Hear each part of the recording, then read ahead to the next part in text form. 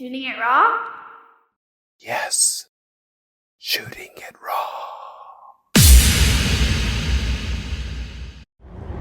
Poor Ripley. We ended on sausage, and she's just like, "Hey." But here's the thing with what's interesting is that, like, with the podcast, for example, with the episodes, the ones that have had the greatest reactions are the one by far of like 150 episodes. The one that by far has had the highest response had these two cats.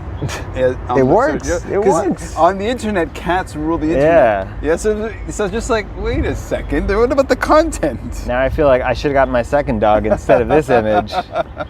So, well, this is the now dated image as the poster for the launch. Okay. So originally we were going to shoot the podcast right before. Yeah. But anyways, I guess it will serve as an image to tell people to come to Peel Street Poetry and to go buy the book, but more importantly, to come to Peel Street Poetry. So so you do all the graphics design? Yeah. Okay. So except for the book cover here. Okay. So it's basically it's a digital, or it could be printed kind of poster presentation of a book launch. At the top four small, like, there's Peel Street Poetry logo, and then there's Hong Kong International Literary Festival. Then there's Trivial Disaster Publishing of the ice cream cone crashed onto the ground, which is just so great. It's a great little logo. The same guy that did the cover for the book did that logo. So, Okay. Yeah, I really love it. Trivial Disaster, I love it. And then there's the Hong Kong Social Room, the logo, which is our venue. Yeah, which is the venue. And then you've got the March 8th Social Room, Birth is the Coward's Way In. And you've got the cover of the book. Okay, So let's use this. So you know what I can do instead is we have a couple of other events coming up. The one coming up this week is probably the podcast won't make it out in time, but there's the International Writers Workshop run by Baptist University. They're bringing some writers in. Right. They'll come to the open mic on Wednesday, which would be Wednesday the 15th. So here's the thing with the podcast episodes is that they kind of live on. Oh yeah, right? so that's so we're gonna. Yeah, you're right. And so, but it's also in a sense to make it more timeless or whatever. You have to kind of take, or you can take the sort of the longer view of. Well, if I take the longer view, the truth is Peel Street Poetry has been going on for 17 years. Oh, will continue to go on. 17 years. Yeah, 17 years. We had our 17th anniversary in November. So this coming November we'll have our 18th anniversary. Wow. Every anniversary we do like a slam, but not in the, I guess, American sense of the word. Because slam, it's just a spoken word contest, I guess. We give people a prompt and they're given 10 minutes to write a poem on that prompt. It's either a single word or a phrase or a picture, something like that. Then they'll perform, and then one poet from each of the groups is picked to go on to a final round, and then they'll do the same thing again. And then a winner is selected, and the finalist poems we try to get printed in somewhere, either in a zine we'll launch or in like a journal or something. Okay. But every Wednesday except the first Wednesday of each month, people can come to Social Room at 8 p.m. Yeah. And there will be an open mic, either a normal open mic or some kind of event going on. Got it. And they should come check it out. Nice. Now, what about you and how you tick does this do? Because in a way, it's like being an MC and running these things is a kind of like a social good. You know, it's like a community good. It's like a community service. You know, for the other weirdos in the world who kind of respond to this kind of thing, this is a kind of a gift where you dedicate all of this time to offering this platform for people who may be looking, who are hungry, who are whatever.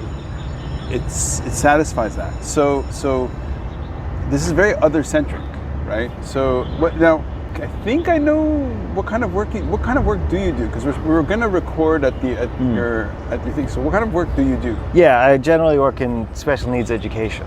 Okay. So my background is in mental health and in teaching dyslexic children. Oh, okay. But yeah, I've worked in education in some form or another. Okay. Now, you were born in Hong Kong, or you weren't born? I moved here when I was 8. I was born in Denmark. In Denmark, yeah, okay. So. And that's why you sound so Danish. So, I can't tell if you're joking. You think I sound Danish? Totally. Oh, I'm honored. I love. Absolutely not. You totally sound Okay, American. Jesus fuck. Ah, you got me. What? I was so excited for a second You sound more French than you sound Danish. because I love the way Danish people sound in English, like Okay. Viggo Mortensen and stuff. Yeah. Who's the other big one? The guy from History of Violence. I don't know, maybe that is Viggo Mortensen. But I would love to have that accent. But no, I went to the Canadian International School when I was very young and learned English there. Right. And so, Which explains your American accent. yeah, I think actually I mostly blame it on The Simpsons. Okay. I learned English watching The Simpsons. Beautiful. And playing a video game called Alpha Centauri. Okay. Do you know it? No, Do but you know also beautiful. Civilization? Yeah. Okay. In Civilization, the game, one of the ways to win is to win the space race. Okay. Do you remember this? No. Okay. So Alpha Centauri was kind of based on the concept of, okay, if we win this way, humanity sends a spaceship off, it lands on Alpha Centauri, Yeah. and now we play Civilization but in space. Ah, okay. And so you have these factions who all represented a different ideology. There was like the remnants of the UN, and they were like trying to keep peace. There's a religious faction, militaristic faction, environmental faction, stuff like that. Yeah. And every time you discover a technology, like in Civilization, a quote would come up, and they would read out this quote, and they were Just hold on a second. as She's projecting. she's projecting better than we do. No. Okay. Just let her. Okay, go ahead. And so every time you discover a new technology, and a quote would come up, maybe either from a character within the story or from like Plato or something like that, and it would be read out. And this was pretty advanced English for me. Yeah. This was like, it just hit at the right time. Right. And it pushed me, I think, I realized only looking back, this video game, the source pushed me into much better English, but also into like philosophy and the sciences and that stuff. Right? It'd be like random quotes from Nietzsche, or it'd be like, quotes from Einstein. Just it was really fun. Amazing. And even the characters within it were like so good. Like the capitalist faction, he'd saying something about like, the offset of workers' lives and compared to like returns on this like new spider silk armor or whatever, like, because it was also very advanced sci-fi, so the words, they were right. it hit at a certain time. But then because The Simpsons and this were American products, Sure. I was Amazing. Americanized. No, but it's also like, so I think if you go into poetry, you have a real sensitivity or awareness of language, of the stuff of language, and the musicality of it. And so when we meet, and so how does that influence you? Like when you write and compose your work, like, is it more on the intellectual side in terms of how can I turn up the irony, turn up the mess with the language more? Absolutely. Yeah.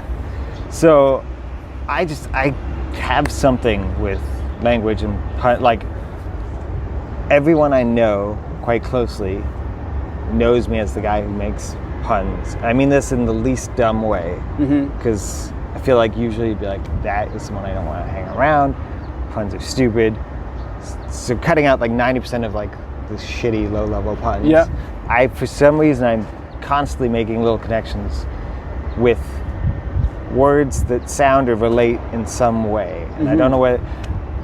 Like that poem where you're just like the Danish, it sounds like the English, and that you'd make those. So and I think the poetry kind of comes from there, which is why the main thing I'm doing is messing around with language and finding weird ways to use language or make language do things it's not supposed to.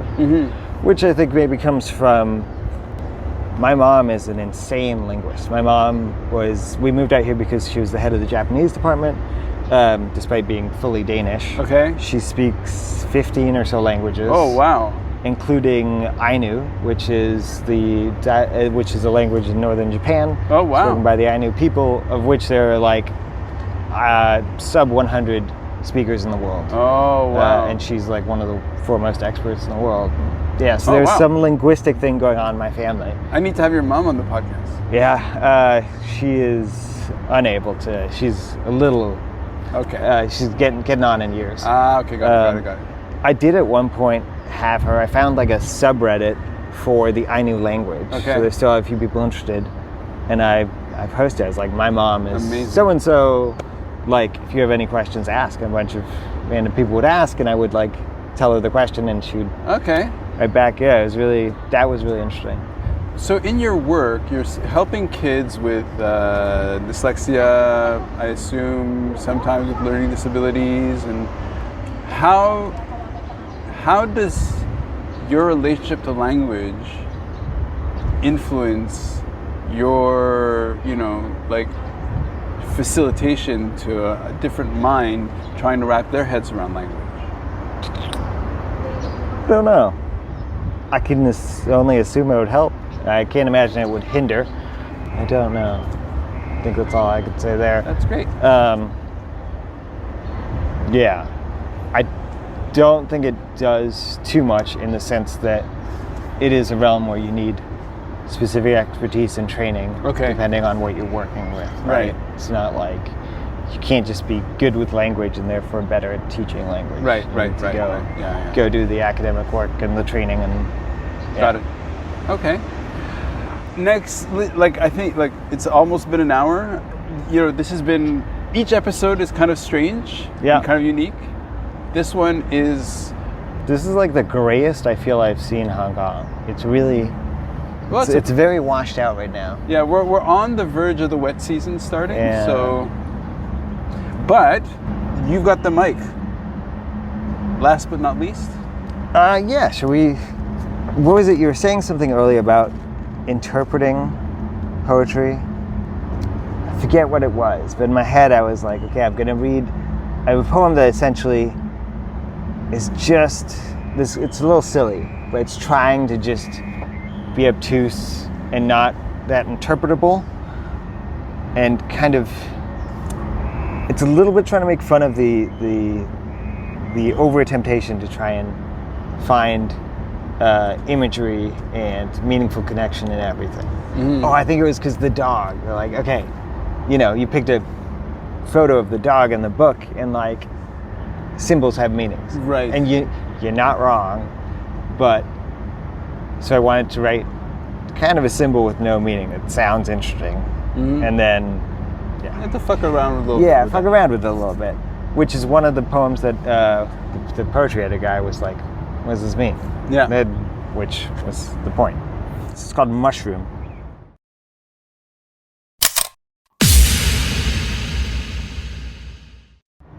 They dropped a nuclear bomb on Manhattan in 1996, and no one even noticed. But when they rang the sirens a year later, just for kicks, the whole world came out to protest. If you're searching for the illusion, gentrification, you already missed it, Christian mysticism, or maybe it wasn't esoteric, war and peace, just non-specific in function, political corruption.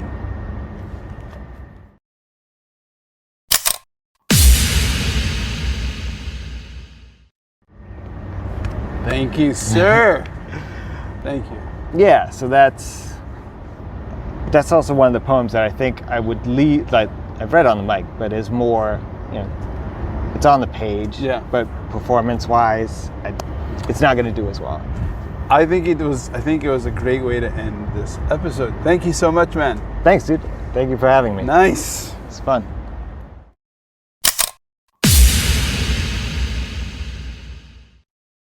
So, is life really a gift? Really? Can you make every second count? That's the whole point of the podcast. So, if you like what you've seen and you're inspired, because that really is my mission, then please give it a like, subscribe, and share. Shooting it raw? Yes. Shooting it